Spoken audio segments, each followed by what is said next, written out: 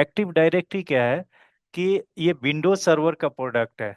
Windows server, Windows server के अंदर हम क्या करते हैं, एक्टिव डायरेक्टरी क्रिएट करता है। एक्टिव डायरेक्टरी क्या होता है, एक सेंट्रलाइज डेटाबेस हो गया। और इस डेटाबेस के अंदर सारे इंफॉर्मेशन होता है जो भी डिवाइस कनेक्टेड होता है एक ऑर्गेनाइजेशन के अंदर। मान लो कि एक ऑर्गेनाइजेशन है XYZ.com करके, एक ऑर्गेनाइजेशन है। इस ऑर्गेनाइजेशन के अंदर एक्टिव डायरेक्टरी लगा हुआ है। तो ये एक्टिव डायरेक्टरी से जितने भी कंप्यूटर एक्टिव होगा, राइट, मान लो कि ये कंप्यूटर हो गया, ये नेटवर्क डिवाइस हो गया, ये हो गया मोबाइल डिवाइस हो गया, और ये हो गया स्टोरेज हो गया। तो जितने भी एक्टिव डिवाइस, राइट, कनेक्टेड होगा, सारा का इंफॉर्मेशन कहाँ पे होगा, एक्टिव डायरेक्टरी के पास होगा। तो ये सिंपल समझ लो, active directory is a centralised database where where we can store all information related to devices, equipments, users and all. अब इस एक्टिव डायरेक्टरी के अंदर मान लो कि यूजर क्रिएट करते हैं, राइट। अब इस यूजर को कहीं ना कहीं सिस्टम पे लॉगिन करेंगे। मान लो इसने इस लैपटॉप पे आपने लॉगिन किया, इस यूजर से, यूजर वन से आपने लॉगिन किया, यूजर वन। तो ये यूजर वन कहाँ, यूजर वन का इंफॉर्मेशन कहाँ पे आ गया, एक्टिव डायरेक्टरी के पास से आ गया। तो एक्टिव डायरेक्टरी के पास जो यूजर का इंफॉर्मेशन है, तो एक्टिव यूजर वन जिस डिवाइस पे कनेक्टेड होगा, उस डिवाइस का भी इंफॉर्मेशन इसके पास आएगा, एक्टिव डायरेक्टरी के पास। तो एक्टिव डायरेक्टरी एक सेंट्रल डेटाबेस हो गया। तो कहीं भी किसी भी कंपनी के अंदर जब एक्टिव डायरेक्टरी यूज होता है, उस एक्टिव डायरेक्टरी क्या करता है कि जितने भी एक्टिव डिवाइस है सारे का इंफॉर्मेशन रखता है। अब मान लो कि एक ये XYZ.com करके कंपनी है। इस कंपनी के अंदर एडी लगा हुआ है, एडी सर्वर लगा हुआ है, एक्टिव डायरेक्टरी सर्वर। ये मान लो एडी सर्वर। अब यहाँ पे XYZ कंपनी के अंदर यूजर वन है। यूजर वन मतलब इम्प्लाई वन है, यूजर टू है, इम्प्लाई टू, राइट। अब ये यूजर वन और यूजर टू ये कहाँ पे क्रिएट होगा, एक्टिव डायरेक्टरी पे क्रिएट होगा, राइट। एक्टिव डायरेक्टरी के अंदर यूजर क्रिएट करते हैं। मान लो कि यूजर दो यूजर क्रिएट कर लिया, यूजर वन और यूजर टू। अब ये यूजर वन यूजर टू जिस जिस डिवाइस पे लॉगिन होगा, मान लो कि ये मेरा लैपटॉप से लॉगिन हो गया, ये यूजर वन। एक यूजर टू है, ये लैपटॉप पे लॉगिन हो गया, यूजर टू। तो जब ये यूजर पे लॉगिन करते हैं, यहाँ पे यूजर क्रिएट किया यूजर वन और यूजर टू एक्टिव डायरेक्टरी के अंदर। एक्टिव डायरेक्टरी के अंदर ये वाले यूजर यहाँ से ओपन हो गए, यहाँ पे लॉगिन किया, ये वाले यूजर इस वाले डिवाइस पे लॉगिन किया। तो ये जब लॉगिन करेगा तो इस सारा का इंफॉर्मेशन कहाँ पे होता है, एक्टिव डायरेक्टरी के पास होता है। अब ये एक्टिव एक्टिव डायरेक्टरी से एक स्टोरेज कनेक्टेड है, मान लो कि एक स्टोरेज कनेक्टेड है, राइट। तो स्टोरेज का भी इंफॉर्मेशन कहाँ पे होगा, एक्टिव डायरेक्टरी के पास होगा। एक मोबाइल, कंपनी के अंदर एक मोबाइल चल रहा है, और इस मोबाइल का भी इंफॉर्मेशन कहाँ पे होगा, एक्टिव डायरेक्टरी के पास होगा। और एक्टिव डायरेक्टरी कहाँ कहाँ पे क्रिएट करते हैं, विंडोज सर्वर पे क्रिएट करते हैं। कोई डाउट है। अब मान लो ये एक्टिव डायरेक्टरी है। अब मैं कंपनी पे नहीं आता हूँ, एक्टिव डायरेक्टरी पे आता हूँ, एडी पे। एक्टिव डायरेक्टरी के अंदर हमने यूजर क्रिएट किया, user one, user two, user three. इस तरह से मल्टीपल, मान लो कि अगर 10,000 इम्प्लाई तो 10,000 हम यूजर क्रिएट करेंगे यहाँ पे। अब ये यूजर कंपनी के अंदर डिवाइस तो एक्सेस कर सकता है। ये लैपटॉप पे है, लैपटॉप पे इस यूजर वन को लॉग इन किया। ये यूजर टू को मोबाइल पे लॉग इन कर सकते कंपनी के अंदर। ये मान लो कि मोबाइल है, इस मोबाइल पे यूजर टू लॉग इन किया। ये यूजर थ्री स्टोरेज को लॉग इन कर, स्टोरेज से कनेक्टेड होगा। अब ये user one, user two, user three को हम AWS का एक्सेस देना चाहते हैं, राइट। AWS का एक्सेस मतलब क्या हो गया कि AWS सर्विसेज के अंदर जाए और जो भी लिस्ट परमिशन दे जिस यूजर को, वो यूजर उस सर्विस को एक्सेस कर सके। अब यहाँ पे मान लो कि यूजर वन को यूजर वन से अपना कंप्यूटर पे ऑन प्रीमाइसेस मतलब अपने कंपनी के अंदर तो लॉग इन कर सकता है। अब इसी यूजर को हम चाहते हैं कि यूजर वन को S3 का, AWS का सर्विस है, S3 का भी एक्सेस इसी यूजर को हो जाए, मिल जाए। दूसरा आई एम सर्विसेज है किसका, AWS का। हम चाहते हैं यूजर टू के पास केवल IAM का भी एक्सेस हो। इसके अलावा जो यूजर टू के पास है मोबाइल एक्सेस, इसके अलावा IAM का भी हम परमिशन देना चाहते हैं। तीसरा है S3। अब एस सॉरी तीसरा है user three. User user three को हम चाहते हैं क्या कि जो EC2 इंस्टेंस भी क्रिएट कर सके यूजर थ्री, जो कि एक्टिव डायरेक्टरी के अंदर है। ये ऑन प्रीमाइसेस हो गया। राइट, ऑन प्रीमाइसेस का मतलब क्या हो गया, डेटा सेंटर के अंदर हो गया। एक्स वाई जेड करके कंपनी है, XYZ.com करके कंपनी है। इस कंपनी के अंदर ये सारे यूजर्स काम कर रहे हैं, सारे डिवाइसेस लगा हुआ है। डिवाइसेस पर यूजर लॉगिन करता है और एक्सेस करता है। अब ये यूजर को ऑन प्रीमाइसेस से हटके हम चाहते हैं कि AWS जो क्लाउड का सर्विसेज है, उसका यूजर वन को S3 का एक्सेस दे दे।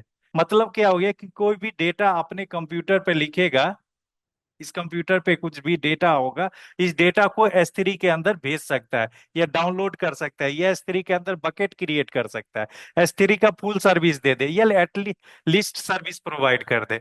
अगर इस तरह की हम काम करना चाहते तो हम कर सकते हैं, किससे, किसके हेल्प से, एडी कनेक्टर के हेल्प से।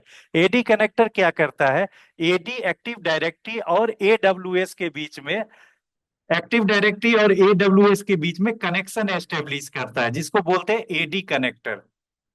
और एडी कनेक्टर के हेल्प से हम क्या कर सकते हैं, जो भी यूजर होगा अपने ऑन प्रीमाइसेस के अंदर, उसको हम उस AWS अकाउंट का एक्सेस दे सकते हैं। अब मान लो कि मेरा ये कंपनी है, कंपनी के अंदर एक्टिव डायरेक्टरी है, ये XYZ करके कंपनी है, इसके अंदर एक्टिव डायरेक्टरी है, एडी लगा हुआ है, एडी सर्वर लगा हुआ है, इसके अंदर यूजर वन है। अब इस यूजर वन का अपना इस कंपनी का मेल एक्सेस है, मेल सर्वर का एक्सेस है। मान लो कि ये मेरा मेल सर्वर हो गया। राइट, ये मेरा हो गया डेटाबेस सर्वर, DB सर्वर। ये हो गया क्या बोल सकते हैं इसको, ये मेरा तीसरा सर्वर है, वेब सर्वर हो गया। इस यूजर को तीन एक्सेस है इंटरनली। अब हम चाहते हैं इस यूजर वन को, AWS का हमने एक सर्विस लिया, XYZ कंपनी ने AWS से सर्विस लिया कि हम जो कुछ डेटा, एक्सटर्नल डेटा, कुछ डेटा हम क्लाउड पे रखना चाहते हैं, जैसे बैकअप बना रहे। सपोज डेट कि ये डेटाबेस है कंपनी के अंदर, इस डेटाबेस का साइज है मान लो कि 100 GB। 100 GB के अंदर मान लो कि 50 GB इंपोर्टेंट डेटा है। 50 GB इंपोर्टेंट डेटा का मतलब है 50 GB का जो डेटा है उसको कहीं शेयर नहीं कर सकते हैं। ये प्राइवेसी है, इस कंपनी के लिए प्राइवेसी है। बट 50% डेटा को हम क्लाउड पे रख सकते हैं। क्यों? क्योंकि यहाँ पे स्पेस कंजप्शन 100% हो रहा है। यहाँ पे 100% स्पेस का, डिस्क स्पेस का कंजप्शन हो रहा है। तो मैं चाहता हूँ कि जो अनवांटेड डेटा है उसको मैं क्लाउड पे रख दूं, और इसके अंदर 50% का स्पेस खाली हो जाएगा, तो कंपनी इसके अंदर जो भी सर्विसेज चल रहा है वो आराम से चलता रहेगा। तो इसके लिए अगर हम DR करना चाहते हैं, राइट, या क्लोन करना चाहते हैं, तो AWS पे एक सर्विस होता है S3 के अंदर हम बकेट क्रिएट कर सकते हैं। और इस बकेट के अंदर हम जो भी 50% अनवांटेड डेटा है वो हम यहाँ पे रख सकते हैं। अब अनवांटेड डेटा का क्या मतलब हो गया कि जो रेगुलर यूज नहीं हो रहा है, राइट, जैसे लॉग्स हो गया या कुछ अलग चीज का फाइल हो गया, तो उस तरह की डेटा को हम क्लाउड पे रखना चाहते हैं कि जब हमें जरूरत पड़े 6 महीना 4 महीना के अंदर, तो ये डेटा को हम अपने यहाँ पे स्टोर कर सके, डाउनलोड कर सके। तो इस तरह की डेटा हम AWS पे रखना चाहते हैं, तो हम क्या करते हैं, एडी कनेक्टर यूज करते हैं, जो ये यूजर वन के लिए स्पेसिफिक एक्सेसिबल है। इसके लिए यूजर मतलब जो यूजर वन ही एक्सेस कर सकता है इस डेटा को। तो अब जब यूजर वन एक्सेस कर सकता है डेटा को, तो यूजर वन को हम परमिशन देंगे AWS के अंदर S3 पे कि ये मेरा डेटा जो भी है, अनवांटेड डेटा, इसको कॉपी कर दे कहाँ पे, S3 बकेट के अंदर AWS पे। समझ में आ रहा है? Yes sir, yes sir.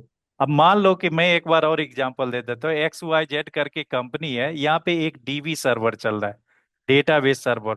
अब ये डेटाबेस सर्वर के अंदर इसका डिस्क का कैपेसिटी है 100 GB। डिस्क का कैपेसिटी 100 GB, इसके ऊपर एक एप्लीकेशन चल रहा है। ठीक है, ये एप्लीकेशन कनेक्टेड है डेटाबेस से। अब ये 100 GB कैपेसिटी है इसके अंदर, और 80 GB ये डेटा रीच हो गया। अगर 80% इसके यार कंजप्शन हो गया, इस डेटाबेस का कंजप्शन कितना हो गया, 80%। थ्रेशोल्ड वैल्यू दिया हुआ है हमने कि अगर 80% डेटा आ जाए, मतलब यूटिलाइज हो जाए, तो ये हमें वार्निंग का मैसेज दे देगा, वार्निंग का मैसेज दे देगा। 80% कंजप्शन, स्टोरेज स्पेस कंजप्शन होने के बाद हमें वार्निंग का मैसेज दे देगा कि आपका डिस्क फुल हो रहा है। अब इस केस में क्या करेगा कंपनी, या तो एक एक और फिजिकल स्टोरेज खरीदेगा, और यहाँ पे 100 GB का एक और स्टोरेज लगाएगा, इसके ऊपर एप्लीकेशन लगा है, मतलब ये इसको क्लोन करेगा, राइट, कि यहाँ पे भी डेटा रहे, यहाँ पे भी डेटा रहे। अब डेटा क्या हो गया, 50% यहाँ पे हो गया, मतलब 50 GB का यहाँ हो गया, 50 GB का यहाँ हो गया। अब ये प्रॉब्लम तो रिजॉल्व हो गया, वार्निंग का मैसेज आएगा नहीं, चूंकि हमने थ्रेशोल्ड वैल्यू सेट किया हुआ कितने पे, 80% पे। लेकिन यहाँ पे अभी यूटिलाइजेशन कितना हो रहा है, 50% हो रहा है। डिस्क स्पेस का, डिस्क कंजप्शन का जो प्रॉब्लम था वो रिजॉल्व हो गया। बट यहाँ पर क्या हो गया कि हमने जो दूसरा डीबी सर्वर क्रिएट किया, ये डीबी सर्वर हमने दूसरा जो बनाया, इस डीबी सर्वर को हमने मार्केट से परचेज किया। अब ये हार्डवेयर को हमने मार्केट से परचेज किया डीबी सर्वर के लिए। अब इस हार्डवेयर का कॉस्ट कितना है, सपोज डेट 4 लाख, इस हार्डवेयर का कॉस्ट कितना होगा, 4 लाख। अब 50 GB के लिए हम क्या कर रहे हैं, 4 लाख रुपए का हमें एक्सपेंस मेरा बढ़ गया, 4 लाख रुपीज का 50 GB के लिए। मैं एक एग्जांपल बोल रहा हूँ, राइट। अगर हाई एंड का कॉन्फ़िगरेशन लेते हैं उसका 10 लाख 15 लाख भी हो जाता है, उसका स्टोरेज साइज भी बढ़ जाता है। बट एज एन एग्जाम्पल बता रहा हूँ कि अगर 50 GB के लिए हमने क्या किया, 4 लाख रुपए एक्स्ट्रा दिया। अब यहाँ पे प्रॉब्लम क्या आ गया कि 4 लाख रुपया तो आपने एक्स्ट्रा दे दिया इसके लिए, और आपने क्लोन भी कर लिया, राइट। अब 4 लाख रुपया केवल फिजिकल सर्वर को नहीं दिया, आप इसके लिए एक मेन पावर भी बढ़ गया, सिस्टम एडमिन का भी काम बढ़ गया। इस इंफ्रास्ट्रक्चर को रखने के लिए पावर भी चाहिए, पावर कंजप्शन या पावर का एक्सपेंस यहाँ पे बढ़ गया, राइट। तो ये 50 जी, इस इंफ्रास्ट्रक्चर को मेंटेन करने के लिए पावर हम यूटिलाइज करेंगे तो पावर का भी एक्सपेंस बढ़ गया। ठीक है, उसके ऊपर अगर सॉफ्टवेयर कोई लगाए तो उसका भी सॉफ्टवेयर बढ़ गया, या सॉफ्टवेयर का एक्सपेंसेस आ गया। तो और ये स्पेस भी लिया। उसके बाद एसी भी चाहिए, इंफ्रास्ट्रक्चर चलाने के लिए एसी भी चाहिए। बट ये 50 GB का हमें, केवल 50 GB करने के लिए हम ये 4 लाख रुपए खर्च किए। और प्लस ये बेसिक नीड है, ये चाहिए ही चाहिए। तो हमने क्या किया, देखा कि 100 GB के अंदर जो भी डेटा है, 100 GB का, ये कौन कौन सा डेटा प्राइवेसी है, कौन कौन सा डेटा मोस्ट यूजफुल है। अब मान लो कि 100 GB के अंदर 20 GB का मान लो लॉग्स फाइल है, राइट। ये लॉग्स फाइल है इस डेटाबेस के अंदर। अब ये लॉग्स फाइल की जरूरत तो फिलहाल नहीं है, सपोज डेट कि फिलहाल इस लॉग्स फाइल की जरूरत नहीं है, तो क्या हो गया, अनवांटेड डेटा हो गया। तो इस डेटा को हम कहाँ कहाँ पे स्टोर कर सकते हैं, राइट। तो इस केस में हमें क्लाउड का काम आता है कि क्लाउड पे हम सर्विसेज लेंगे, और क्लाउड पे जो भी सर्विसेज आएगा, अपने ऑन प्रीमाइसेस के अंदर जो सर्विस चल रहा है उसके कंपेयर में जो सर्विस क्लाउड पे अवेलेबल होगा, उस क्लाउड पे हम डेटा रख सकते हैं। अब मान लो कि ये डेटा को क्लाउड के अंदर सर्विस लिया, एडब्ल्यूएस के अंदर सर्विस लिया, स्टोरेज सर्विस। तो स्टोरेज S3 सर्विस हो जाता है, स्टोरेज सर्विस जो एडब्ल्यूएस प्रोवाइड करता है। अब ये स्टोरेज के अंदर हम क्या करते हैं, बकेट क्रिएट करते हैं। और बकेट क्रिएट करेंगे, और बकेट के अंदर जो ये 20 GB का डेटा है, जो अनवांटेड डेटा है, जो डेली बेस पे डेटा नहीं है, वो डेटा को कहाँ पे स्टोर कर देंगे, यहाँ पे बकेट के अंदर एडब्ल्यूएस पे। ये 20 GB का हमने क्या कर देंगे, स्टोर कर देंगे। अब इस केस में क्या हो गया, अब ये 20 GB का हमें केवल मंथली पेमेंट करना पड़ेगा, राइट। हमें इस तरह की इंफ्रास्ट्रक्चर लगाने की कोई जरूरत नहीं है। और इसके बाद क्या होगा, अगर इसका डेटा मान लो कि स्टोरेज का क्लासेस होता है, उस क्लासेस कौन से क्लास के अंदर डेटा, कितना डेटा इंपॉर्टेंट है, उस इम्पोर्टेंस, डेटा इंपॉर्टेंस के अकॉर्डिंग हम क्लास सेलेक्ट करते हैं, तो उसके अंदर हम डेटा रख सकते हैं। अब आ गया, क्लियर हो गया, समझ में आ गया। Yes sir. नाउ अब हम जो एक्टिव डायरेक्टरी, जब ये डेटा है, जो ये डेटाबेस है, जो ऑन प्रीमाइसेस के अंदर डेटाबेस है, राइट, जिसके अंदर हमें 20 GB का अनवांटेड डेटा है, सपोज है 20 GB का अनवांटेड डेटा है, जो हमें अभी फिलहाल रिक्वायर्ड नहीं है। अब इस डेटा को, अब ये जो स्टोरेज पे, ये मेरा डेटाबेस सर्वर, डेटाबेस मतलब क्या है कि एक स्टोरेज हो गया, राइट। तो स्टोरेज सर्वर को लॉगिन करने के लिए किसी न किसी स्टोरेज अकाउंट की जरूरत होती है। और वो स्टोरेज अकाउंट कहाँ पे क्रिएट करते हैं, एक्टिव डायरेक्टरी के अंदर। एडी के अंदर हमने क्या कर दिया, स्टोरेज अकाउंट हमने क्रिएट कर दिया। स्टोरेज अकाउंट का मतलब जस्ट लाइक यूजर क्रिएट करते हैं, वैसे हम स्टोरेज के लिए स्टोरेज अकाउंट क्रिएट करते हैं, या हम स्टोरेज यूजर भी बोल सकते हैं। यूजर क्रिएट कर सकते हैं जिसके पास पूरा परमिशंस होगा डेटा को मैनिपुलेट करने का। जैसे मान लो कि यूजर वन क्रिएट किया, यूजर वन को पूरा काम है इसके डेटाबेस सर्वर को लॉगिन करेगा, इसके अंदर डेटा को जो भी रिटेंशन पीरियड में डाल दिया, डेटा मैनिपुलेट करेगा, डेटा डिलीट करेगा, डेटा स्टोर करेगा, ये सारा काम किसका है, यूजर वन का, राइट, बट ये तो है ऑन प्रीमाइसेस के अंदर। जो भी एक्टिव डायरेक्टरी और डेटाबेस सर्वर कहाँ पे है? ऑन प्रीमाइसेस के अंदर।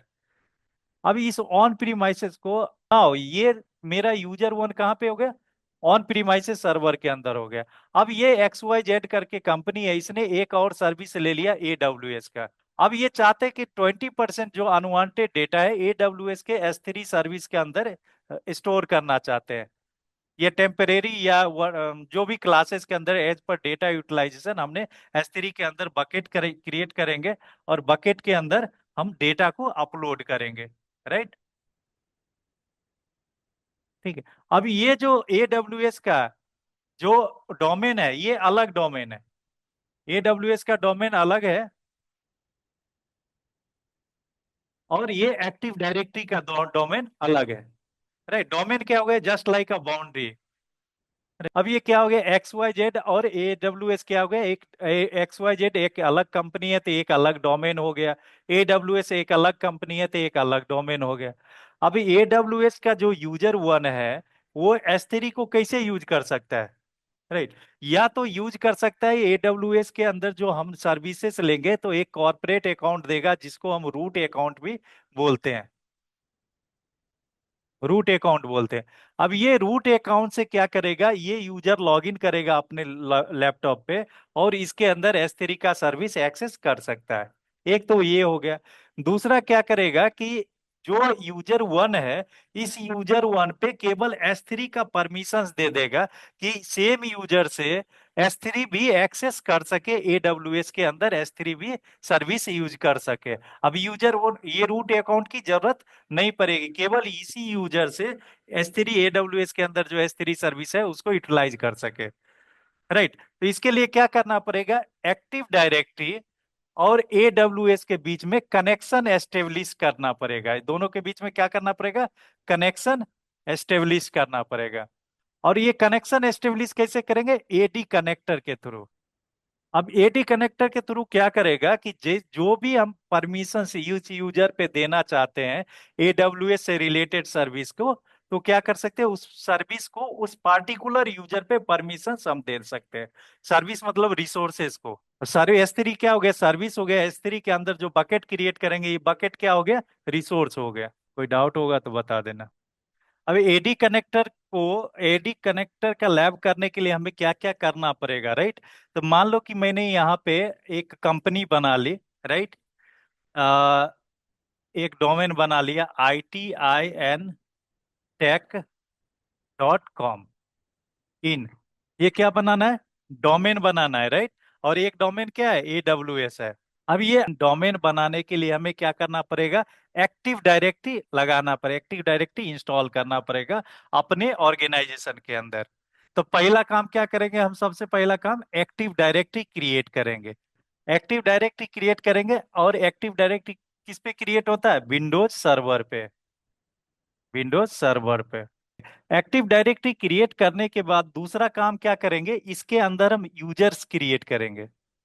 यूजर क्रिएट करेंगे, जिस यूजर को AWS के अंदर जो S3 सर्विसेज है उसके अंदर हम परमिशंस देंगे।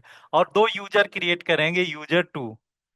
और इस यूजर टू पे हम क्या परमिशन देंगे? EC2 के। EC2 रिलेटेड जितने भी सर्विस है सारे का एक्सेस हम दे देंगे यूजर टू पे। यूजर वन पे S3 का रिलेटेड हम परमिशन देंगे। ये दो काम करेंगे पहला। उसके बाद दूसरा काम, ये तो दूसरा काम हो गया। राइट, पहला काम क्या हो गया? एडी क्रिएट करना। दूसरा काम क्या होगा? यूजर क्रिएट करेंगे।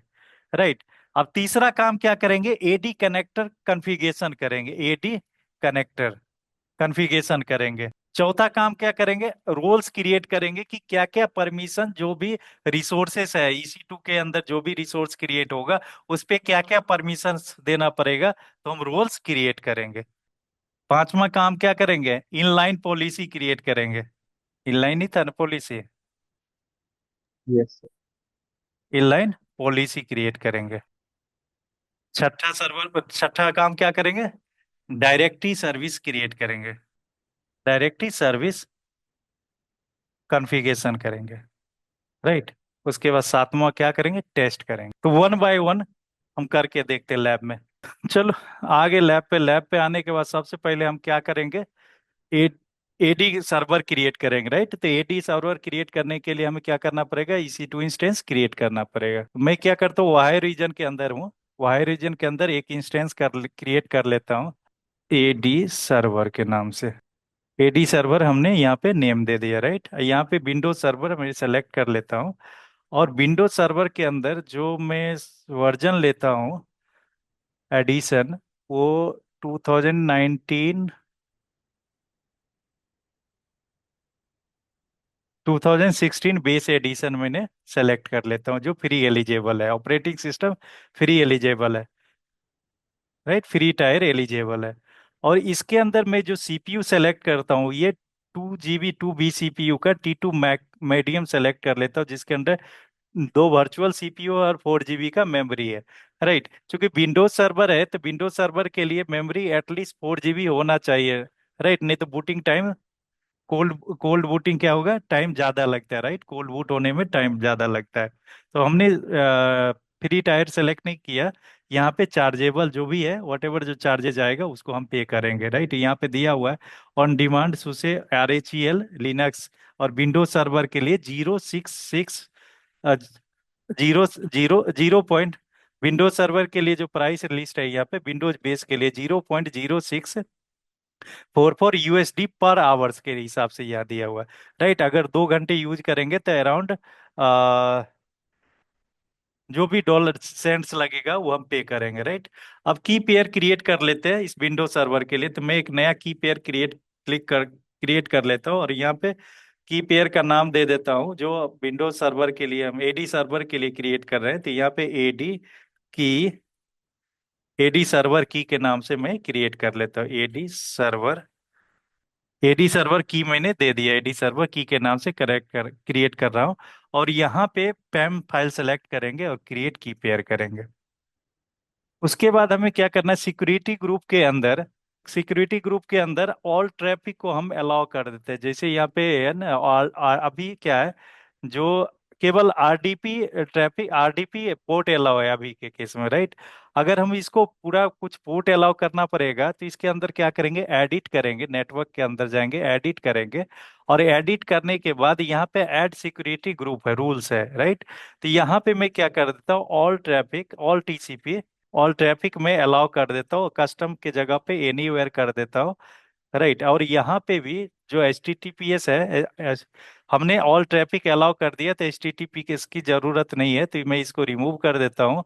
और एनीवेयर, RDP एनीवेयर है और ऑल ट्रैफिक एनीवेयर है, राइट। ये मैंने दो काम कर दिया है इस वाले इंस्टेंस के अंदर। और लॉन्च इंस्टेंस करेंगे, लॉन्च इंस्टेंस करने के बाद राइट साइड में नीचे आएंगे, व्यू ऑल इंस्टेंस आएगा, इस पे क्लिक करेंगे, रिफ्रेश करेंगे। अभी एडी सर्वर मेरा क्रिएट हो रहा है, रनिंग में है, और स्टेटस है इनिशियलाइजिंग, अभी इनिशियलाइजिंग हो रहा है, कोल्ड बूटिंग हो रहा है, कोल्ड बूट हो रहा है, राइट। इसमें 2 से 4 मिनट का टाइम लगता है। वंस स्टेटस चेक 2x2 हो जाएगा, उसके बाद हम इस मशीन को कनेक्ट करेंगे ओवर द RDP क्लाइंट, ठीक है। तो ये मेरा स्टेटस 2x2 चेक हो गया, राइट। अब इस एडी सर्वर जो हमने विंडोज सर्वर इंस्टॉल किया है EC2 इंस्टेंस पे, उसको हमें रिमोट डेस्कटॉप के थ्रू, RDP के थ्रू हमें कनेक्ट करना है, राइट।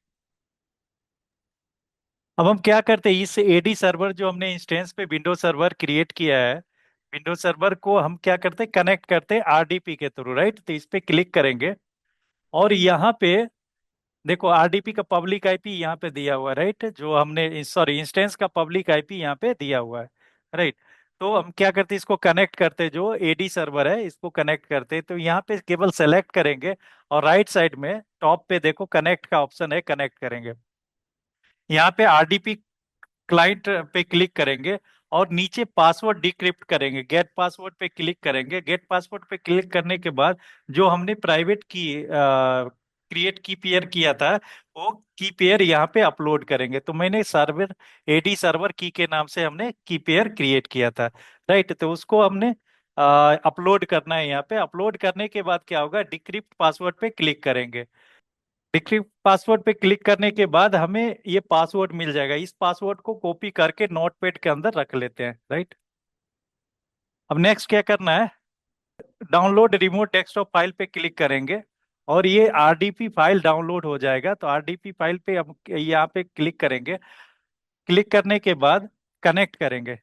कनेक्ट कनेक्ट करने के बाद जो ये पासवर्ड डिक्रिप्ट करके हमें मिला है, जो हमने की पेयर क्रिएट किया, की पेयर क्रिएट करने के बाद जो यहाँ पे की पेयर अपलोड किया, अपलोड करने के बाद जो पासवर्ड मिला है, इस पासवर्ड को हम पेस्ट करेंगे। तो यहाँ पे कॉपी कर दिया।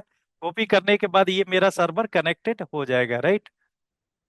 अब एक बार सर्वर कनेक्ट हो जाने के बाद, विंडोज मशीन अप होने के बाद यहाँ पे नेटवर्क के लिए ऑप्शन आएगा, यहाँ पे यस कर देंगे। यस करने के बाद जो भी होस्ट से रिलेटेड, जो भी इंस्टेंस से रिलेटेड सारे इंफॉर्मेशन यहाँ पे मिल जाएगा। जैसे मेरा होस्ट नेम क्या है, राइट, इंस्टेंस का होस्ट नेम क्या है, इंस्टेंस आईडी क्या है, पब्लिक आईपी एड्रेस क्या है, प्राइवेट आईपी एड्रेस क्या है, इंस्टेंस साइज क्या है, राइट, अवेलेबिलिटी जोन किस अवेलेबिलिटी जोन के अंदर क्रिएट है, आर्किटेक्चर क्या लगा हुआ है, आर्किटेक्चर मतलब यहाँ पे सीपीयू की बात हो रही है, मेमोरी कितना हमने प्रोवाइड किया है वो यहाँ पे मिल जाएगा, राइट। नेटवर्क अभी लो टू मॉडरेट है, नेटवर्क का अभी स्टेटस लो टू मॉडरेट है, राइट। चलो अब इस मशीन का हम सबसे पहले क्या करेंगे, जो हमने एडमिनिस्ट्रेटर यूजर नेम दिया था और पासवर्ड जो हमने इनबिल्ट पासवर्ड जो हमें ऑटो जनरेटेड पासवर्ड मिला था, इस पासवर्ड को इस वाले एक सर्वर पे हम चेंज करेंगे, पासवर्ड चेंज करेंगे। पासवर्ड चेंज करने के लिए हमें स्टार्ट बटन पे क्लिक करेंगे। जो एडमिनिस्ट्रेटर अकाउंट है, एडमिनिस्ट्रेटर अकाउंट का पासवर्ड चेंज करने के लिए हम कहाँ पे क्लिक करेंगे, स्टार्ट बटन पे। यहाँ पे आएंगे सेटिंग्स पे। सेटिंग्स में आने के बाद यूजर यहाँ पे अकाउंट्स है, अकाउंट्स पे क्लिक करेंगे। अकाउंट पे क्लिक करने के बाद यहाँ पे साइन इन ऑप्शन पे आएंगे। साइन इन ऑप्शन पे आने के बाद यहाँ पे चेंज योर अकाउंट पासवर्ड लिखा हुआ है, तो यहाँ पे चेंज पे क्लिक करेंगे। और जो एग्जिस्टिंग पासवर्ड है, जो मेरा एग्जिस्टिंग पासवर्ड है, यहाँ पे इस पासवर्ड को कॉपी करेंगे और ये पासवर्ड यहाँ पे पेस्ट करेंगे। नेक्स्ट करेंगे। तो यहाँ पे पूछ रहा है करेंट पासवर्ड, आप न्यू पासवर्ड दे दो, तो न्यू पासवर्ड में दे देता हूँ एडमिन @12345, ADMIN @12345। यहाँ व्यू करके चेक कर लेंगे, ए कैपिटल में है, ए कैपिटल में है और @12345 एडमिन। पासवर्ड हिंट आप यहाँ पे दे सकते हैं एडमिन, और नेक्स्ट कर लेता हूँ। तो ये लोकल अकाउंट का पासवर्ड मेरा क्या हो गया, चेंज हो गया। जो एडमिनिस्ट्रेटर जिससे हमने लॉगिन किया था विंडोज सर्वर, उसका पासवर्ड चेंज हो गया, राइट। नेक्स्ट टाइम हम जब लॉगिन करेंगे तो उसके अंदर जो पासवर्ड आएगा वो पासवर्ड अपडेटेड पासवर्ड आएगा। चाहे तो आप हम करके अभी देख सकते हैं, या अभी नहीं करते, राइट, बाद में अपने आप करेंगे। बाद में जब सिस्टम रीस्टार्ट होगा, एडी यूज करने के बाद, एडी इंस्टॉल करने के बाद जब सिस्टम रीस्टार्ट होगा तो उस समय जो पासवर्ड होगा, डिफॉल्ट पासवर्ड admin@12345 होगा, राइट।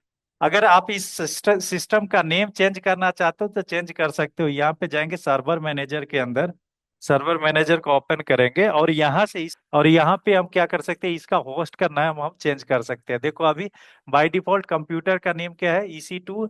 अगर मान लो कि इस कंप्यूटर का नेम चेंज करना है तो डिफॉल्ट नेम क्या है, यहाँ पे EC2 AMAJ JD जो भी है नंबर है, राइट।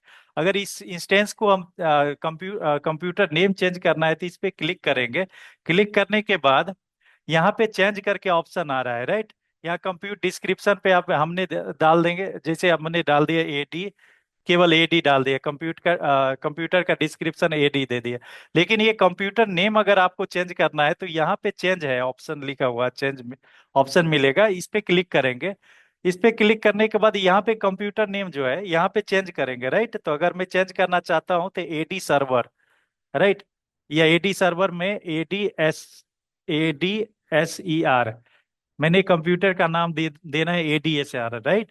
तो जैसे ही ओके करेंगे, अप्लाई करेंगे, तो यहाँ पे क्या होगा कि you must restart this computer to apply this changes, right. Okay करेंगे, अप्लाई, क्लोज करेंगे तो ये रीस्टार्ट हो जाएगा। रीस्टार्ट होने के बाद क्या होगा, जो हमने कंप्यूटर नेम दिया है वो चेंज हो जाएगा।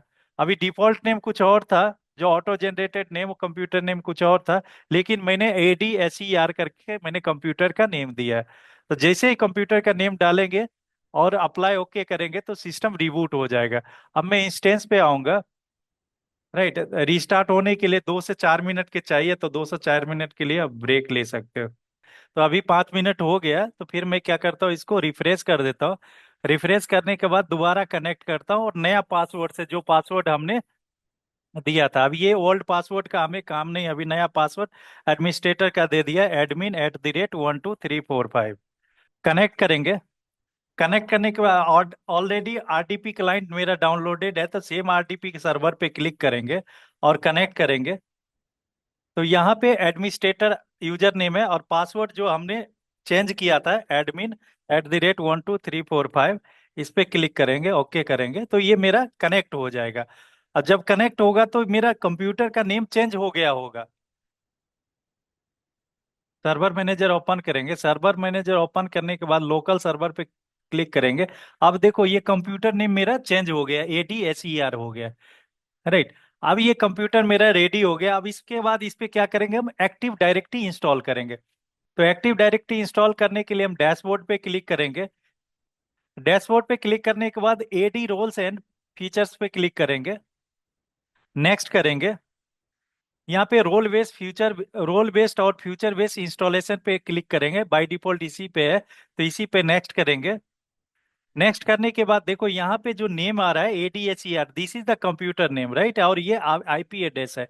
ये पब्लिक IP एड्रेसेस है, सॉरी प्राइवेट IP एड्रेस है, 172.31.31.102। अगर आप देखोगे तो सेम IP एड्रेस यहाँ पे है, 172.31.31.102। इस पे नेक्स्ट करेंगे।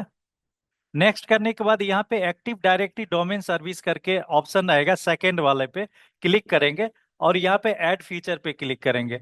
उसके बाद नेक्स्ट करेंगे। अगेन नेक्स्ट करेंगे। नेक्स्ट करेंगे और इंस्टॉल कर देंगे। ये फीचर इंस्टॉलेशन है, 2 से 3 मिनट के बाद में ये कंप्लीट हो जाएगा, राइट। अगर आप चाहे तो यहाँ पे क्लोज भी कर सकते हो, तो जैसे ही क्लोज करेंगे तो यहाँ पे राइट साइड में टॉप पे देखो फ्यूचर इंस्टॉलेशन चल रहा है। Installation started on ADSER। Now देखो installation succeed on ADSER। ADSER क्या है, कंप्यूटर नेम है। अब मुझे क्या करना है, एक्टिव डायरेक्टरी इंस्टॉल करना है, तो यहाँ पे देखो ऐड रोल्स एंड फीचर्स पे क्लिक करेंगे। ये देखो ये मेरा इंस्टॉलेशन, अब फ्यूचर इंस्टॉलेशन मेरा सक्सेस हो गया, 100% सक्सेस हो गया, राइट। इस पे क्लिक करें, क्लोज कर देंगे। क्लोज करने के बाद यहाँ पे एक वार्निंग करके मैसेज आएगा, इस पे क्लिक करेंगे, जो नोटिफिकेशन आएगा। नोटिफिकेशन पे क्लिक करने के बाद यहाँ पे देखो एक ऑप्शन आता है, promote this server to a domain controller, right. तो यहाँ पे डोमेन कंट्रोल, इस पे क्लिक करेंगे। क्लिक करने के बाद यहाँ पे ऑप्शन आएगा, add domain controller to existing domain. तो मेरा अभी कोई डोमेन कंट्रोलर क्रिएटेड नहीं है, तो इस ऑप्शन पे नहीं जाएंगे। दूसरा ऑप्शन है add new domain controller in the existing forest. तो हमें कोई फॉरेस्ट भी क्रिएटेड नहीं है, तो हम उस पे नहीं जाएंगे। मुझे क्या करना है, ऐड न्यू फॉरेस्ट पे क्लिक करेंगे और यहाँ पे नाम दे देते हैं अपने डोमेन का, राइट। तो यहाँ पे ITIN tech.in करके मैंने नाम दे दिया। यहाँ पे देखो रूट डोमेन नेम है। नेक्स्ट पे क्लिक करेंगे। अब जो मेरा डोमेन कंट्रोलर क्रिएट होगा, एक्टिव डायरेक्टरी जो यहाँ पे क्रिएट होगा, उसका पासवर्ड पूछ रहा है कि पासवर्ड आप देना है। तो पासवर्ड देने के लिए अभी थोड़ा सा देखो, डोमेन कंट्रोलर ऑप्शन अभी वेटिंग में आ रहा है, राइट, अभी रिफ्रेश हो रहा है। रिफ्रेश होने के बाद यहाँ पे हमें पासवर्ड देना पड़ेगा, राइट। रिफ्रेश हो गया। अब यहाँ पे देखो forest functional level by default selected है 2016, राइट।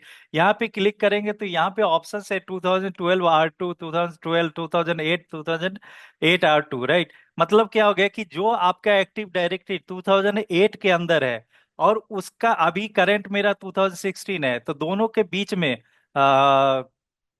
जो नेटिव क्लाइंट है वो नेटिव क्लाइंट रहेगा। तो लेकिन उस पे अभी हम जाना नहीं है, हमें हमें हमें क्या करना है, यहाँ पे पासवर्ड डिफाइन करना, सॉरी यहाँ पे जो पासवर्ड हम दे रहे हैं, ये पासवर्ड हमें क्या हो गया, एक्टिव डायरेक्टरी रिस्टोर मोड का पासवर्ड दे रहे हैं। मतलब क्या कि अगर कभी रिस्टोर करना होगा तो पासवर्ड यहाँ पे जो पासवर्ड देंगे, इसी पासवर्ड से एक्टिव डायरेक्टरी रिस्टोर होगा। तो मैं यहाँ पे पासवर्ड भी दे देता हूँ, admin@12345। सेम पासवर्ड मैं यहाँ पे दे देता हूँ।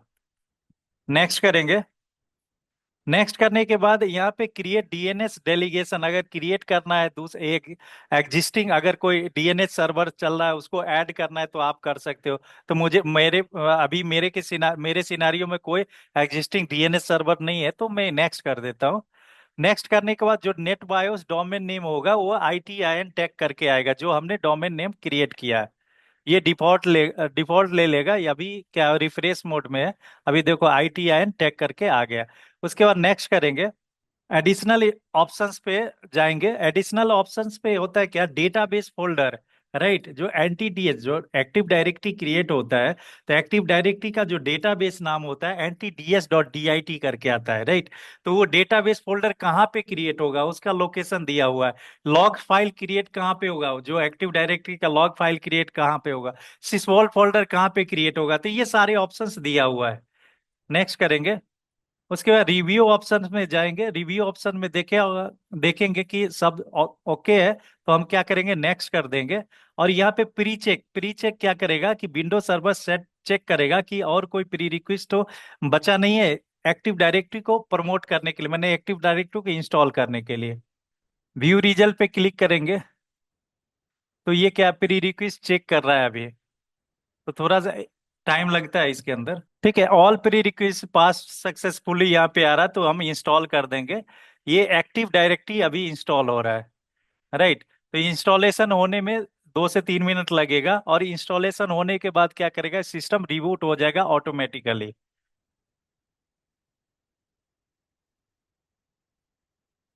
देखो ये again this computer is being restarted because active direct domain controller was install और रिमूव्ड,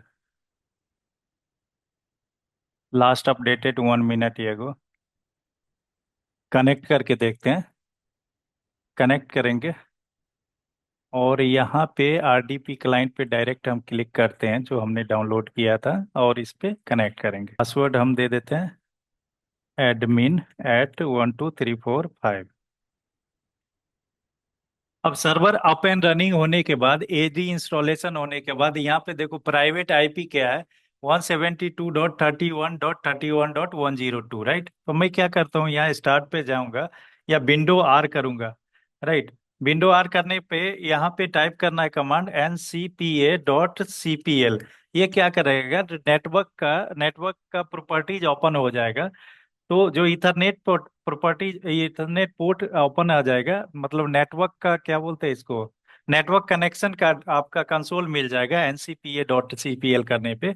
तो जो नेटवर्क का कंसोल मिलेगा, नेटवर्क कंसोल पे इथरनेट पोर्ट आएगा। इथरनेट पोर्ट पे आप राइट क्लिक करेंगे और प्रॉपर्टीज पे जाएंगे। प्रॉपर्टीज पे आने के बाद यहाँ पे चेक करना IP वर्जन 4 और IP वर्जन 6 दोनों सेलेक्टेड है, तो मैं IP वर्जन 4 को डिजेबल कर देता हूँ, राइट। उसके बाद ओके कर देता हूँ। ओके करने के बाद यहाँ पे जो इथरनेट आएगा ITTech.in करके आएगा, इस पे डबल क्लिक करेंगे और प्रॉपर्टीज पे जाएंगे। प्रॉपर्टीज पे जाने के बाद ये जो IP वर्जन 4 पे डबल क्लिक करेंगे। डबल क्लिक करने के बाद जो यहाँ पे जो DNS है, primary DNS preferred DNS server, इस पे क्या करते हैं, इसका हम चेंज कर देते हैं, प्राइवेट IP दे देते हैं। ये बाय डिफॉल्ट लुप बैक का एडेप्टर का IP लिया, तो यहाँ पे दे देते प्राइवेट IP। तो क्या है, 172 जो यहाँ पे लिखा हुआ 172.31 डॉट अगेन 31.102, राइट। तो ये प्रेफर्ड DNS का एड्रेस हमने क्या दे दिया, प्राइवेट IP का एड्रेस दे दिया, राइट। यहाँ पे ओके करेंगे। ओके करेंगे, क्लोज करेंगे। इसे हमने IP चेंज किया, तो एक बार हमें क्या करना पड़ेगा, एक और एक बार और रीस्टार्ट करना पड़ेगा। तो मैं स्टार्ट पे जाता हूँ और इसको रीस्टार्ट कर देता हूँ।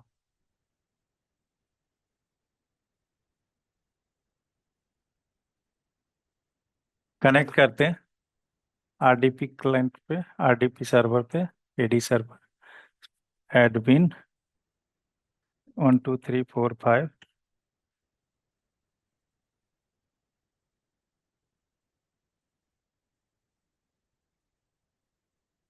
Start server manager. Server manager आने सर्वर मैनेजर में आने के बाद यहाँ टूल्स पे जाएंगे, और यहाँ पे DNS है, राइट। DNS पे क्लिक करेंगे। तो ये मेरा एडी सर्वर आ रहा है, राइट। एडीएसईआर, ये क्या है, कंप्यूटर के कंप्यूटर नेम है। तो यहाँ पे लेफ्ट साइड में एक्सपेंड करेंगे, यहाँ पे रिवर्स लुकअप जॉन है, इस पे क्लिक करेंगे और राइट क्लिक करेंगे।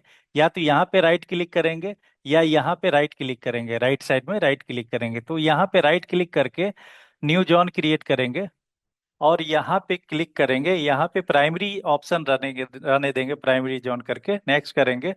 और यहाँ पे सेम डिफॉल्ट ऑप्शन है ना, to all DNS server running on domain controller in this domain itinTech.in पे डिफॉल्ट करेंगे। आईपी वर्जन 4 पे ही डिफॉल्ट रहेगा। उसके बाद यहाँ पे प्राइवेट आईपी देंगे, तो प्राइवेट आईपी कितना, तो 172.31, उसके बाद 31 था, राइट। तो चौथा ऑक्टेट यहाँ पे नहीं ले रहा, चौथा ऑक्टेट बाय डिफॉल्ट ले लेगा। ठीक है, नेक्स्ट करेंगे। अगेन नेक्स्ट करेंगे, कुछ भी नहीं करना है, नेक्स्ट करना है, फिनिश कर देना है, राइट। तो ये मेरा रिवर्स लुकअप जॉन क्रिएट हो गया। अब हमें क्या करना है, फॉरवर्ड लुकअप जॉन के अंदर आएंगे और फॉरवर्ड लुकअप जॉन के अंदर itinTech.in पे डबल क्लिक करेंगे या यहाँ पे इसको एक्सपेंड करेंगे तो यहाँ पे आ जाएगा। इसको एक्सपेंड करेंगे तो यहाँ पे ADSER करके एक होस्ट नेम जो हमने कंप्यूटर नेम ऐड चेंज किया है वो आ रहा है, राइट। तो यहाँ पे ADSER पे क्लिक करेंगे और राइट क्लिक करेंगे और प्रॉपर्टीज पे जाएंगे और यहाँ पे पॉइंटर है, राइट। ये तो पॉइंटर अपडेट कर देंगे, PTR रिकॉर्ड हम अपडेट पे क्लिक कर देंगे, अप्लाई कर देंगे, ओके कर लेंगे। ओके करने के बाद अब हम NS लुकअप करते, CMD कमांड पे जाके, CMD कमांड प्रॉम्प्ट पे जाके NS लुकअप करेंगे। जैसे ही NS लुकअप करेंगे तो ये मेरा क्या हो गया, ADSER सर्वर नेम हो गया, राइट। itinTech.in करके हमने जो डोमेन क्रिएट किया है, राइट। अगर आपने ADSER यहाँ पे www देना चाहते हैं तो आप दे सकते हैं, आपको होस्ट नेम चेंज करना पड़ेगा, राइट। होस्ट नेम के अंदर एंट्री देना पड़ेगा, तो बात की बात है, राइट। इसको कैनोनिकल नेम बोलते हैं। तो कैनोनिकल नेम हम चेंज कर क्रिएट कर सकते हैं। जैसे www.itinTech.in करके अगर हम क्रिएट करना चाहते हैं डोमेन, तो इस तरह से हम डोमेन क्रिएट कर सकते हैं, राइट। ये एक्टिव डायरेक्टरी का पार्ट है, हम उस पर अभी नहीं जा रहे हैं। अब मेरा जो सर्वर प्रॉपर कॉन्फ़िगर है, राइट, एक्टिव डायरेक्टरी सर्वर मेरा प्रॉपर कॉन्फ़िगर है। अब हमें क्या करना है, सर्वर मैनेजर पे जाना है और टूल्स में जाना है। टूल्स में आने के बाद यहाँ पे active directory users and computer पे क्लिक करेंगे और यहाँ पे हम दो यूजर क्रिएट कर लेते हैं। दो यूजर क्रिएट करते हैं तो यहाँ पे itinTech.in पे डबल क्लिक करेंगे, ये मेरा डोमेन कंट्रोलर है। डोमेन कंट्रोलर पे क्लिक करेंगे, itinTech.in, इसके अंदर यूजर्स पे जाएंगे और यूजर्स पे राइट क्लिक करेंगे और यहाँ पे न्यू करके, न्यू यूजर करके आएगा तो न्यू यूजर पे क्लिक करेंगे। न्यू पे जाने के बाद यूजर पे क्लिक करेंगे और यहाँ पे दो यूजर क्रिएट कर लेते हैं, एक विशाल और लॉगर नेम दे देते विशाल। पे क्लिक करेंगे और यहाँ पे ऑप्शन पे क्लिक करते, user can not change the password पे क्लिक कर देते हैं और ये पासवर्ड नेवर एक्सपायर पे क्लिक कर देते हैं और पासवर्ड यहाँ पे देते हैं India@12345। मैंने पासवर्ड दे दिया किसका, विशाल यूजर का, राइट। नेक्स्ट करेंगे, नेक्स्ट करेंगे तो ये मेरा विशाल यूजर क्रिएट हो गया। एक यूजर और क्रिएट कर लेते हैं, न्यू यूजर नीरज, नीरज के नाम से यूजर क्रिएट करेंगे और लॉगन नेम भी देते हैं नीरज। लॉगन नेम क्या हो गया, नीरज@itinTech.in, राइट। यहाँ पे नेक्स्ट करेंगे और यहाँ पे पासवर्ड नेवर एक्सपायर और password user can not change the password click करेंगे और पासवर्ड दे देते हैं India@12345। नेक्स्ट करेंगे, फिनिश कर देंगे। अब हमने क्या किया, दो यूजर क्रिएट कर लिया। यूजर वन विशाल के नाम से क्रिएट किया और यूजर टू नीरज जी के नाम से क्रिएट किया। यहाँ तक डाउट है क्या? No sir. अब इसको हम मिनिमाइज कर देते हैं। अब आ जाते हैं AWS के अंदर। AWS के अंदर डायरेक्टरी सर्विसेज है, राइट। तो यहाँ पे सर्च करेंगे डायरेक्टरी, डायरेक्टरी सर्विस पे जाएंगे और यहाँ पे सेटअप डायरेक्टरी करके एक ऑप्शन है, सेटअप डायरेक्टरी। यहाँ पे आपको ऑप्शंस मिलेगा, AD connector, Amazon Cognito, user pools और क्लाउड डायरेक्टरी, राइट। और AWS मैनेज माइक्रोसॉफ्ट AD। तो हमें क्या करना है, AD कनेक्टर क्रिएट करना है, तो AD कनेक्टर पे क्लिक करेंगे और सेटअप डायरेक्टरी पे क्लिक करेंगे। सेटअप डायरेक्टरी पे क्लिक करने के बाद यहाँ पे डायरेक्टरी टाइप में बाय डिफॉल्ट एडी कनेक्टर है, तो एडी कनेक्टर पे रहेगा और नेक्स्ट करेंगे। नेक्स्ट करने के बाद यहाँ पे आएगा डायरेक्टरी साइज, मतलब आपके जो इम्प्लॉय है कितना इम्प्लॉय, स्मॉल साइज का कंपनी है, लार्ज साइज का कंपनी है, तो आपको सेलेक्ट करना है। क्योंकि हम टेस्टिंग कर रहे हैं तो स्मॉल पे क्लिक करेंगे और नेक्स्ट करेंगे। अब किस बीपीसी के अंदर आप क्रिएट करना चाहते चाहते हैं, तो अभी हम ओहायो रीजन के अंदर है और डिफॉल्ट बीपीसी है। डिफॉल्ट बीपीसी के अंदर हमने इंस्टेंस क्रिएट किया है, डिफॉल्ट बीपीसी के अंदर हम जा रहे हैं, राइट। तो यहाँ पे डिफॉल्ट बीपीसी पे सेलेक्ट करते हैं, नेक्स्ट करेंगे। यहाँ पे सबनेट हमें कुछ भी नहीं लेना है, नो प्रिफरेंसेस पे डालना है, ऑटोमेटिकली सबनेट ले लेगा। अब यहाँ पे बोला है कि डायरेक्टरी सर्विस नेम, राइट। तो directory service name, DNS name यहाँ पे देना है। तो डीएनएस नेम क्या है यहाँ पे, ITIN tech.in, ये मेरा क्या है, डीएनएस सर्विस नेम है। अब ये नेट बायोस नेम ऑप्शनल है, राइट। आप देना चाहते हो तो दे सकते हो, नहीं देना है तो नहीं देना है, ठीक है। उसके बाद डीएनएस आईपी एड्रेस पूछ रहा है, तो यहाँ पे if IP address DNS server is existing directory, और तो यहाँ पे मैं क्या करता हूँ, IP addresses of the DNS server दे देता हूँ। तो यहाँ पे क्या दिया है, आईपी एड्रेस 172.31.31.102, राइट। ये मेरा डीएनएस का आईपी एड्रेस है, राइट। जब मैंने हम डीएनएस प्रिफर्ड आईपी एड्रेस दिया था, तो यही आईपी एड्रेस दिया था जो कि प्राइवेट है, इसका प्राइवेट आईपी एड्रेस है। मिनिमाइज करेंगे तो यहाँ पे प्राइवेट आईपी एड्रेस, ये मैंने डीएनएस को आईपी दिया था। सर्विस अकाउंट नेम बोल रहा है, सर्विस अकाउंट नेम क्या है, तो यहाँ पे एडमिनिस्ट्रेटर है। और पासवर्ड, पासवर्ड क्या हमने क्रिएट किया था, admin@12345। कंफर्म पासवर्ड बोल रहा था, ADMIN@12345। ये एक्टिव डायरेक्टरी यूजर का डिफॉल्ट यूजर नेम है, और पासवर्ड जो हमने चेंज किया था पासवर्ड, वो मैंने पासवर्ड यहाँ पे दे दिया। नेक्स्ट करेंगे। नेक्स्ट करने के बाद क्रिएट डायरेक्टरी है, क्रिएट डायरेक्टरी पे क्लिक करेंगे। क्रिएट डायरेक्टरी पे क्लिक करने के बाद यहाँ पे जो क्रिएटिंग, अभी स्टेटस क्या है, क्रिएटिंग, ये 5 से 10 मिनट का टाइम लगेगा, मिनिमम 5 to 10 मिनट का टाइम लगेगा डायरेक्टरी क्रिएट करने के लिए, राइट। हाँ, नाउ ये देखो मेरा directory service up and running आ गया, राइट। अब हमें क्या करना है, दो रोल्स क्रिएट करना है, राइट। क्योंकि हमने दो यूजर पे रोल्स डिफाइन करना है, तो पॉलिसी लगाना है, तो दो रोल्स क्रिएट करेंगे। तो मैं यहाँ पे क्या करता हूँ, IM पे जाता हूँ। अब यहाँ पे सर्विस सेलेक्ट करेंगे, रोल्स के अंदर सर्विस सेलेक्ट करेंगे। तो यहाँ पे रोल्स पे जाएंगे और क्रिएट रोल पे क्लिक करेंगे। क्रिएट रोल पे क्लिक करने के बाद नीचे देखो यूज केस के अंदर आता है, यहाँ पे नीचे राइट सर्च करेंगे डायरेक्टरी सर्विस, डायरेक्टरी सर्विस पे जाएंगे। उसके बाद नेक्स्ट क्लिक करेंगे।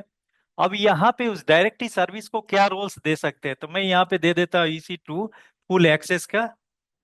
नेक्स्ट यहाँ पे EC2 full access roles name दे देता हूँ। क्रिएट रोल पे क्लिक करेंगे, ये मेरा रोल क्रिएट हो गया। एक और रोल क्रिएट करेंगे, कहाँ पे जाके, AWS सर्विस के अंदर यहाँ पे डायरेक्टरी सर्विस क्लिक करेंगे और नेक्स्ट करेंगे। इस डायरेक्टरी सर्विस पे एक और रोल क्रिएट कर देता हूँ, बिलिंग।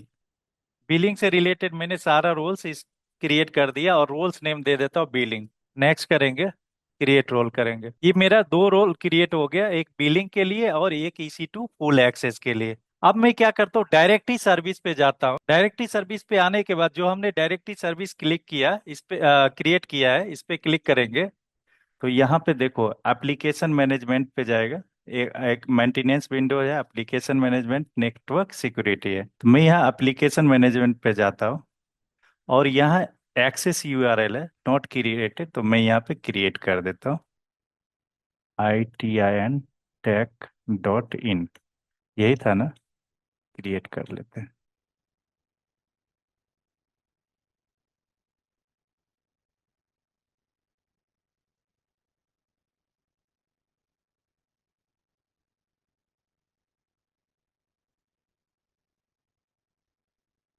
इनेबल कर देते हैं डायरेक्ट।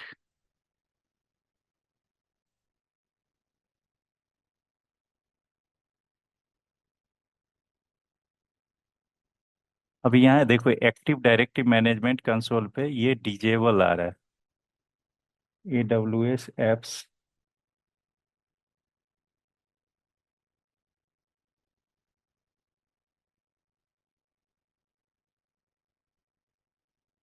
ये क्यों नहीं आ रहा? एक्शन यूजर लॉगिन लिंक से चेंजेस करते हैं।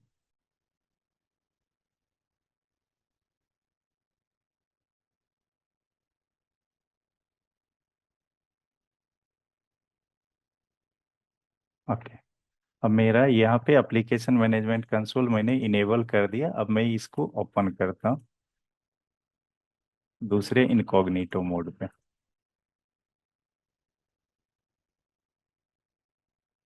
करेक्ट, ये मेरा ओपन हो गया। अब यहाँ पे मैं यूजर वन, क्या था, विशाल ना, विशाल, और क्या था पासवर्ड, India@1234। खुल जा भैया।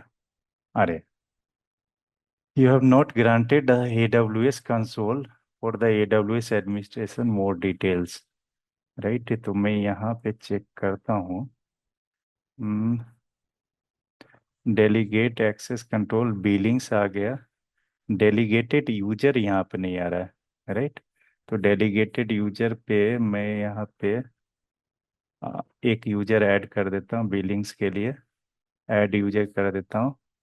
और फाइंड यूजर नीरज, नीरज जी आ जाएंगे, ऐड कर दिया। और एक और बिलिंग्स के लिए मैंने एक यूजर ऐड किया। अब मैं जाता हूँ इनकॉग्निटो मोड पे, ऐड ना, ऐड, ऐड कर दिया, कैंसिल। डायरेक्टरी सर्विसेज के अंदर आया, बिलिंग्स के अंदर एक यूजर ऐड कर दिया। अब मैं इनकॉग्निटो मोड के अंदर जाता हूँ और यहाँ पे दे देता हूँ नीरज, नीरज जी को बिलिंग से related @123। Congratulation, next, next, next. अब ये बिलिंग से रिलेटेड सारा काम देख सकता है नीरज जी। यहाँ पे देखो Neeraj, billing roles Neeraj @IM हो गया ना, जो भी अकाउंट है। अब मैं यहाँ पे देखता हूँ बिलिंग, AWS बिलिंग कंडक्टर का रोल्स मैंने डिफाइन किया था, दिया था। तो बिलिंग से रिलेटेड सारा काम ये कर सकते हैं। Create billing policy rules check कर लेते हैं, ये पॉलिसी रूल्स वगैरह क्रिएट कर सकते हैं, राइट। दूसरा यूजर मैंने क्या क्रिएट किया था, विशाल का। और विशाल का यूजर को हमने EC2 फुल एक्सेस का रोल्स दे देते हैं। यहाँ पे ऐड विशाल, VI केवल सर्च करेंगे तो आ जाएगा विशाल। और ऐड विशाल ऐड कर दिया। अब मैं जाता हूँ इनकॉग्निटो मोड पे, राइट, पेस्ट करता हूँ console Vishal and India@12। Vishal है only EC2 full admin access, right. Billings पे ही है, देखो एक्सेस डिनाइड आ गया। EC2 पे जाएंगे, EC2 पे, और ये एक्सेस कर पाएगा, राइट। लॉन्च EC2 इंस्टेंस करेंगे,